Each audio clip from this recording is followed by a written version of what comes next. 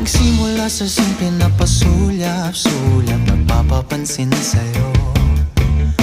Umabot sa palitan ng mga mensahe, kilig na kilig ako. Kumusta, kain na, hello, magandang umaga. Ingat ka, pahinga, huwag kang masyadong magpupuyat pa. Naramdaman ng puso na dahan-dahan akong nahuhulog sa'yo. Sa kada araw natin na pag-uusap, meron nang namumuo. Ngunit di ko na alam